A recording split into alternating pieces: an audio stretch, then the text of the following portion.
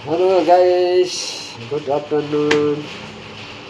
म त मेरो फुच्चेको लागि खाना बनाउँदैछु। नास्ता टिफिन आलु बटाटा बनाइदिएको। आलु बटाटा बनाइदिँदैछु मेरो नानीको लागि।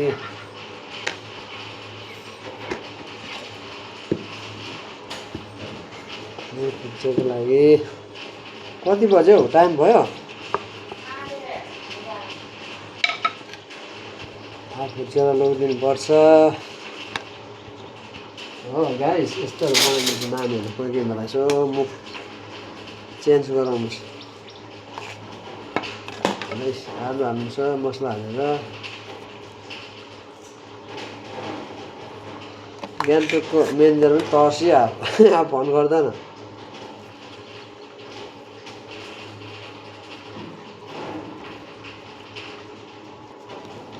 है गाइस, नानीहरूलाई स्याहार्नुपर्छ, के गर्नु।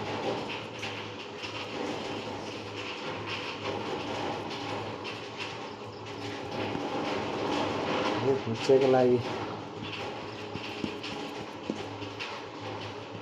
टिफिन बनाइदिएको।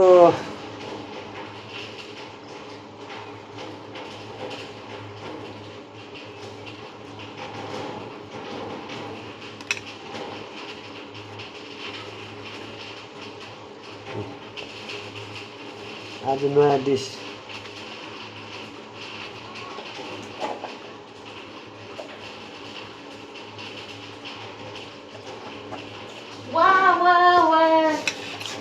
के भयो? के बनाइदिनुहुन्छ? हिजोको जस्तै लाछा पराठा? लाछा पर्दैन हौ, त्यो यो गोलो गोलो आलु बटाटा हुन्छ। ए म त खानु मात्रै जान्दैछु, नामहरू केही जान्दिनँ। आलु बटाटा खासमा इन्डियन ग्रेभीमा हल्का यस्तोहरू बनाइदिन्छ। अन्त नानीले मलाई भन्छ हाम्रो मम्मीले त केही जान्दैन भन्छ। चेन्ज गरिदिनु पर्छ। म त खालि खानु जान्दैछु। एउटामा त कहाँ दिनु नानीहरूलाई? चेन्ज गरिदिनु पर्छ। क्या करूँ हाय कुछ होता है। तन्दुरी चुवा ल्याएर उयोहरू लाग्छ पर्दैन।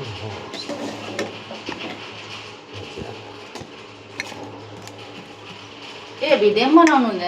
गुड आफ्टरनुन मेरो साथीभाइहरू।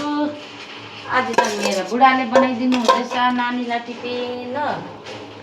म चाहिँ दाल बनाइदिएँ, भात बनाइदिएँ हो। अब म तयारी हुँदैछु ममा भात खुवाइमा जानुलाई। मेरो बुढाले नानीको लागि टिफिनहरू बनाइदिनु हुँदैछ। हजुरहरूको त लन्च भइसक्यो, बनाइसक्यो होला। मेरो त अब दाल र भात बनाइदिन्छु। सब्जी मेरो बुढाले बनाइदिन्छ। सब्जी आलुदम त के खानु भएको छ? वाह